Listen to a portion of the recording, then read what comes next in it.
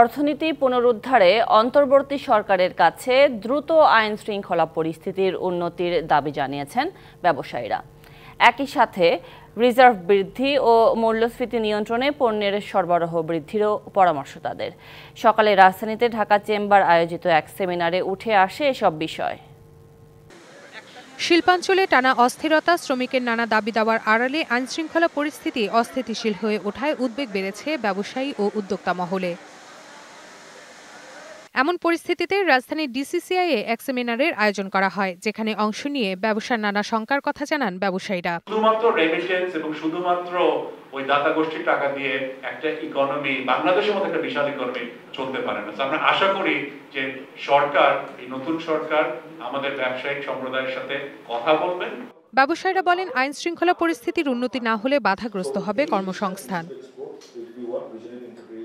Gas সংকটের কারণে উৎপাদন বাধাগ্রস্ত হচ্ছে উল্লেখ করে বিকেএমই এর সভাপতি শঙ্কা প্রকাশ করেন। বলেন, আগামী মার্চের পর ৯০% ব্যবসায়ী ঋণ খেলাপিতে পরিণত হবেন।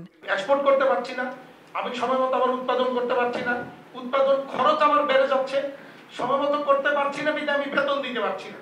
আর শেষ অর্থ বছরে ৬০,০০০ কোটি টাকা ছাপানোকে আত্মঘাতী সিদ্ধান্ত বলে মনে করেন পলিসি এক্সচেঞ্জের চেয়ারম্যান।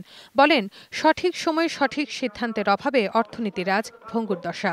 সাপ্লাই কনস্ট্রেইন রয়ে গেছে। সাপ্লাই কনস্ট্রেইন যতদিন থাকবে, বেসিক অর্থনীতির সূত্র আপনার ডিমান্ডের তুলনায় সাপ্লাই আমার কম, দাম বাড়তে থাকবে। অর্থনীতি পুনরুদ্ধারে ব্যবসায়ীদের আস্থা ফেরাতে সরকারের পদক্ষেপ গ্রহণেরও দাবি ওঠে সেমিনারে। রিফাত আসনুভা, ডিবিসি নিউজ, ঢাকা।